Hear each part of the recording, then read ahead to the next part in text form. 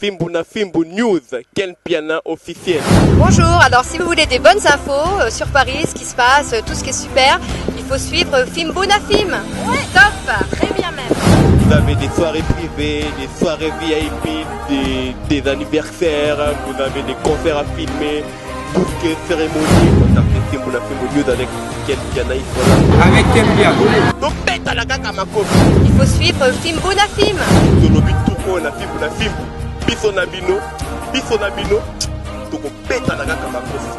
To peta na kaka makofi. Ken Piana. Fimbuna Fimbu News, Ken Piana officiel. Alda. Ken Piana.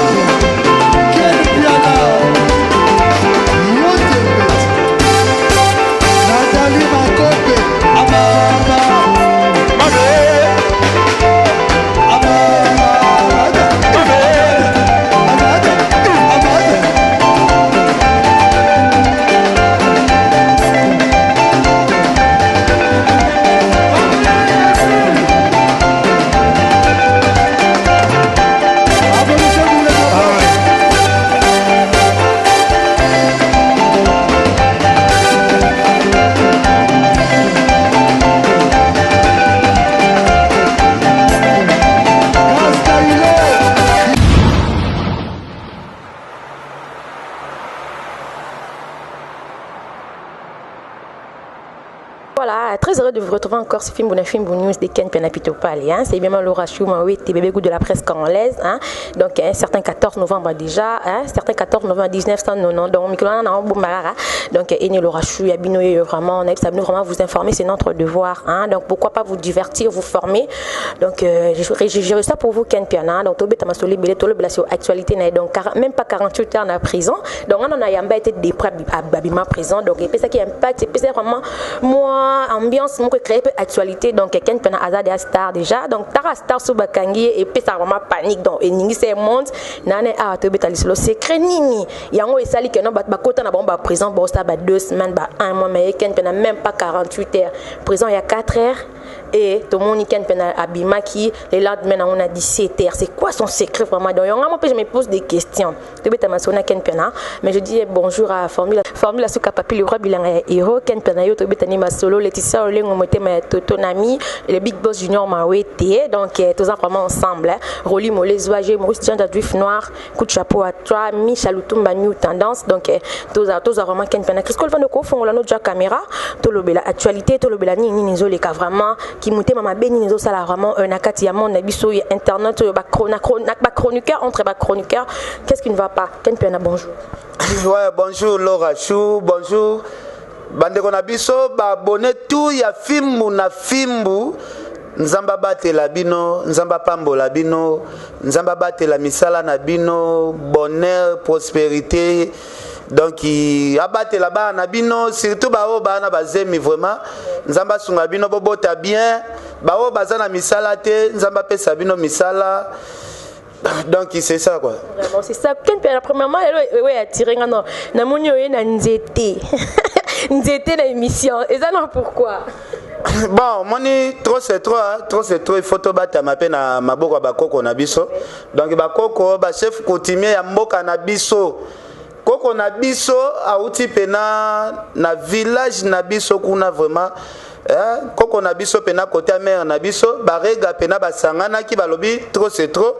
Bokende kopesa Ken Piana symbole na biso ya ba chef coutumier donc ezana ngona ndenga mabete dezana ngona ndenga mabete ba uti pena na Shabunda de na Shabunda pena na kati pena kuna donc kokobar na biso asangani na ba chef coutumier tout ya Shabunda batindelinga oh bozomona donc ezana ngo na ndenga mabete ba koko pe ba mérite moi respect ça la bien.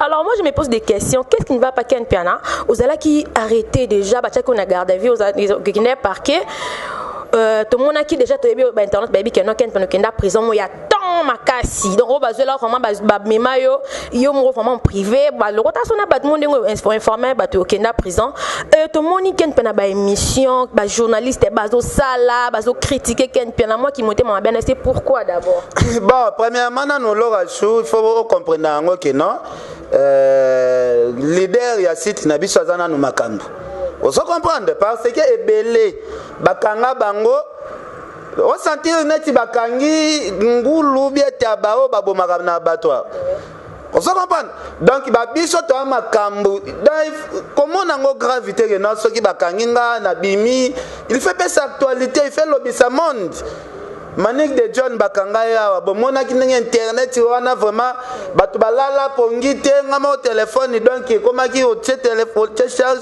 ero fungola bo ba appelle l'équipe presque belé donc ezaka ndenge moko toza ba icône ya musala o toza pena ba icône ba tête d'affiche parce que soko ko chrétien ken pianate na minute o sali émission otangi pena kombo ya ken pianate bakotala yo te faut chrétien ken piana parce que bayebi ke wana pena za mwana ya Mobutu ipupa ozama pande bato bele tokosana te tosala semblate bato bele bayebi ke ken piana nenga za na sima le king parce que lelo le king ndakangi actualité tout actualité musicale tout ba star na biso numéro 1 ya biso ba congolais c'est Fali skonga azaneti mwano na yoto la moto ya Fali donc c'est normal soki na zui problème ba lobelango Kisinjo akota makala beta 1 mois avant liwa babia liwa na ekuta Kisinjo na kati ya prison makala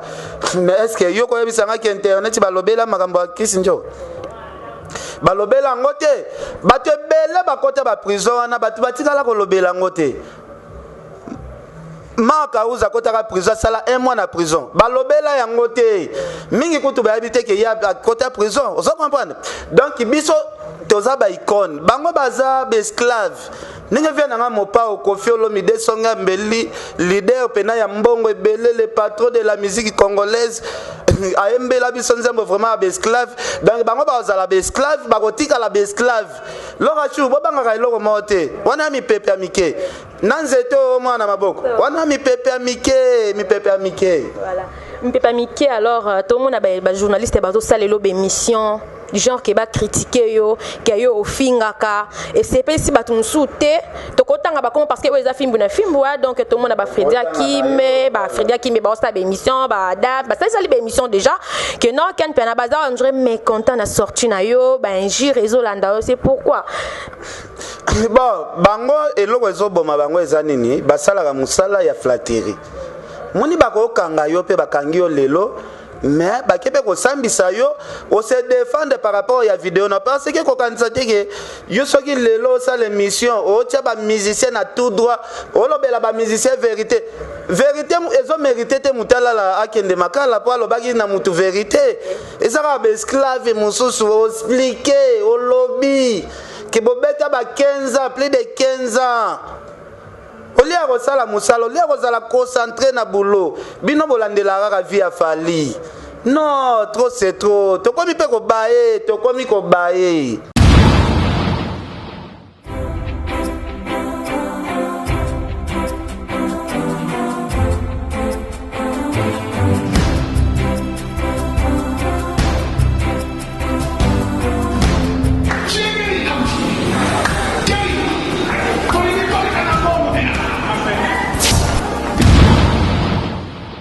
Surtout, rendez-vous chaque dimanche, avenue de la Révolution, prophète Emmanuel Dodi.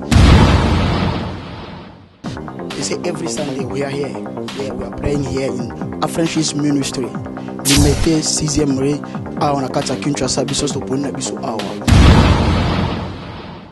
Bananzambe, venez prier l'Éternel. La famille, on doit chercher l'Éternel. Sans Dieu, nous sommes rien. Please, people, just be here. Just go into prayer. Don't forget, our God is more than everything. We love you a lot, family. Don't forget. Bisotou chaque dimanche, prophète Emmanuel Dodi, où ils ont délivré, ils ont pambola. Every Sunday, from 9 to 12. They playing start 9 to 12. We are here. Banakini nyonso bato balandaka biso babone na biso soko za na ba séjour na Kinshasa toza awa na Kinshasa toza na limité 6e rue na ministère déjà franchi donc to samana awa elongo na pasteur et prophète Emmanuel Dodi. Here because we wanna be with God, we wanna enjoy with God, we wanna praying, we wanna enjoy, we wanna say thank you God for everything.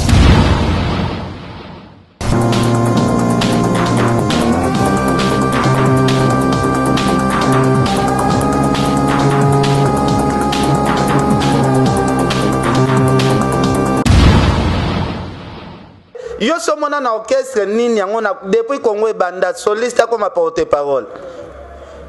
Ke mutu ya mbunda comme porte-parole. Tout le monde a raté papi kakol ngo baleka rapé ba TV. Ouais rançon a tike la papi kakol ta le ka TV mais papi kakol a déconnecté te. A déconnecté a fait sa message fort en tant que chef d'orchestre, c'est tout. Mais ba mususu Ozomona musala muke me maloba ebele en plus maloba ngo ya ebele pe ya kofinga batu botala rape batu mususu bako porter pe batu ba plainte kaka yokolo mafinga okepe porter mutu plainte mais non ezalaka te batu mususu ba oloba o ken pia na lekisi ken pia na boy bino na basiti na bino combien de fois bofinga na no babia shokoro akufa ndeko na biso babia Bofinga combien de fois? Bofinga bana manike combien de fois? Natala ka moko bibière moko pena bibia sexa nga mabe. Bibia sekisa nga mabe. Bakenda ko couronner petite sœur na Jaël Licho na PC bambote ba couronner maréchal. Maréchal ya kofinga ken piana. Non, Jaël Licho na problème na été parce que yet ezane na batu bazo utiliser sala boy bango babatani.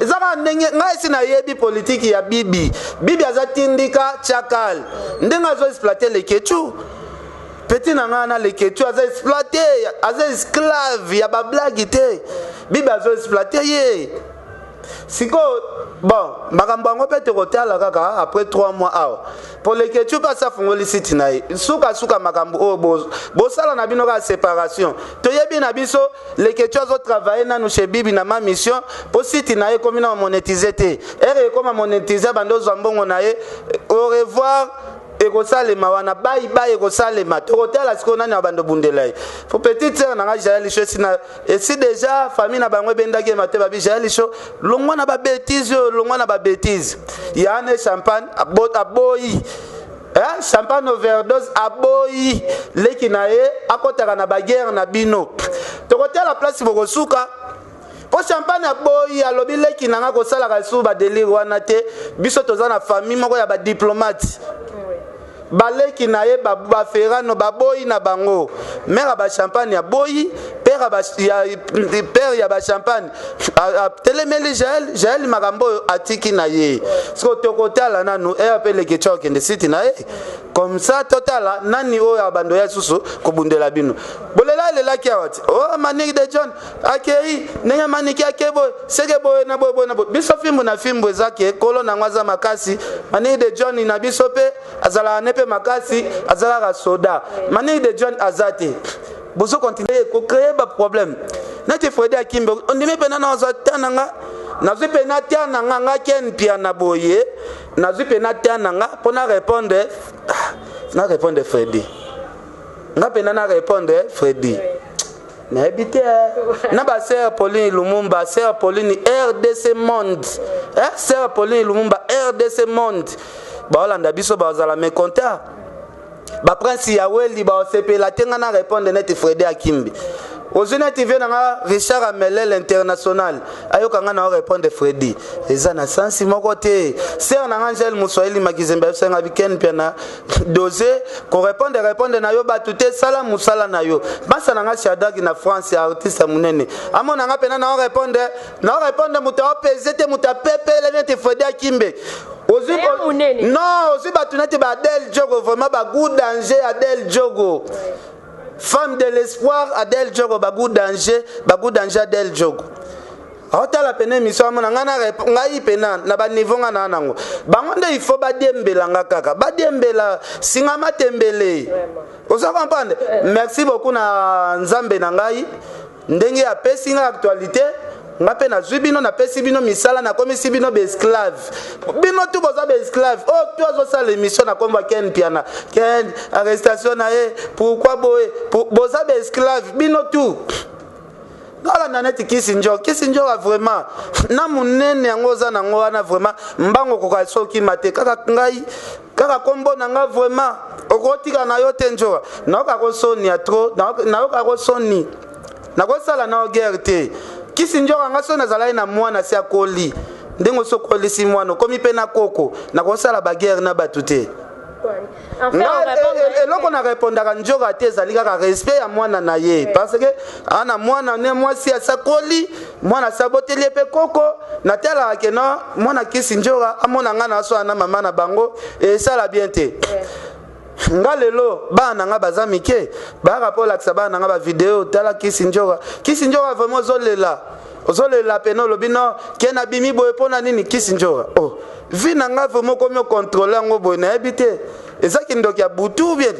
Mais Ken Piana yo linga ko répondre Kissinger ate ba guerre et pesara makambo mo ba seri ba kanga maniki e pesara ndie ma mésentente entre yo na Njora to mona pe obenga Njora en pleine émission ke boyo kana ke no azana problème noté enfin lelo o répondre e po anya peso kanda makasi to non nga lobi boy na ko répondre Njora na ndenga ko reprocher mais nga ko finga Njora te na ko sele émission mabete na respecta Njora penate na nga tala ka moi respect utaka mingi pas mwana na ye parce que ana mwana si akoli mwana tala ke no mama na ya bien te parce que lelo ezaba misem susu bagenda funa na ba parke ok na finga na ngate on atala ke no wana bana 27 bana wana ozona nutenya kosangisa bango te bayebani pe bango nyoso te baza so 27 mwana mama na ye do libata ko abote tu wa liboso ayebi mutachekeze mite abote tu wa mibale mutachekeze mazate do bana nyo siko na tala kana otala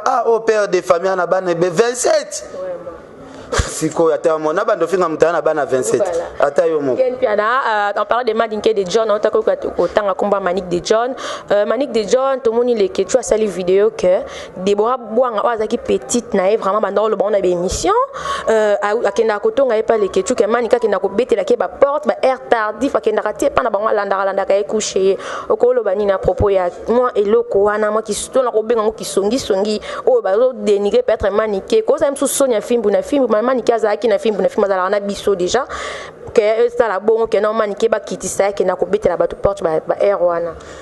Bon de un an yebisa yo Loracho ozalaka na biso za soda makasi oyebi ke Manik de John alingaka mutu na mutema sincère alingaka mutu amour vrai déjà Deborah Bouanga so kenda beta ma solo pa balekecho o kamusanga Manik de John aza sœur na yo luka o défendre loko wana ba luka bala tober to pesa ko confiance pour to yebi ke yo ko trahir batute soki Manik de John aye pa na yo aye soit ça rendez-vous ça nini et ça par rapport ya ki amitié na bino bobandango bongo bokumbela kango bongo bonga Manik de John ya pa na nga abenga nga na téléphone Manik de John azabongo moko boye ba téléphone na ye zalaka sartier na ba appel alembaka na ye moko c'est la téléphone abanga ka ba bisake babi ba réseau na soko sola nango mingi e bebisaka pe ba mémoire ya bato moko bo asalaka amipesa na no punition so un mois mobimba asala na téléphone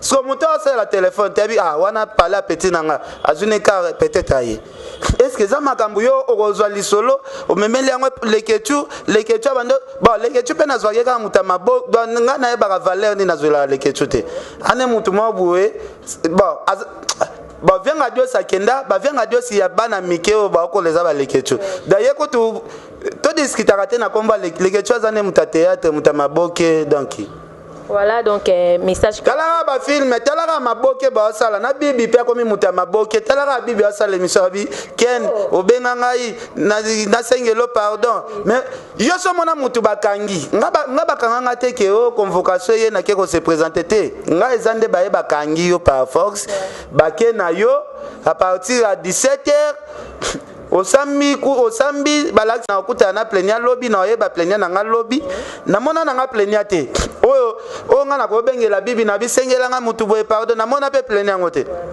nalali na yebike lobi nde balakisanga plaignant poto samba na surtout ki na 4h babimisinga na direction makala siko nazwaki ta nini yango ya kobenga yo bibi nayebi te nabengaki yo na air nini est-ce que na ba parquet yango ba permettre batu bakota na ba téléphone nayebi te wana ezaneti ozo mboka ngoneti to ana mboka ya loi mibeko ezate ponga bakainga le même jour mbala moko na koti na kacha kasho na kota na téléphone nanga na kacha kasho atayo moko nake na ngai pe na tongo wana 17h na sali nini basali nga ba démarche libanda parce que innocent de mowei innocent soki bokangi mutazana innocent même justice ya Nzambe salaka même justice ya Nzambe esalaka na bimi na bomaki mutute na yibaki eloko mutute na violé na ngate siko batu bazala zela prison ngona ke osala combien de temps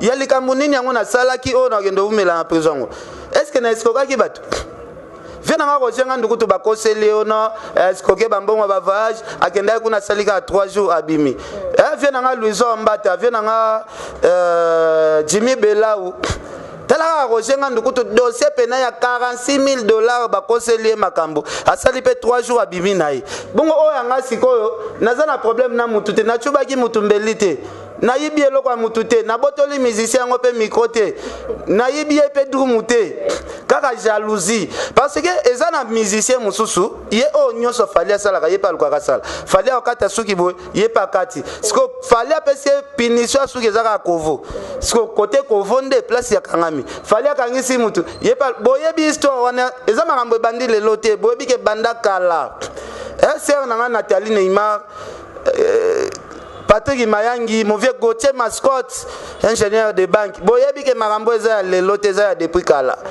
Message nazalaki nango yango wana peut-être tokosa l'émission jour mususu. Sokoza na question suka otuninga. En tout cas merci na bakoko ndenge boyaki pena uniquement avec force. Ba singa ken le tanga kanzete eza na chambre na yo.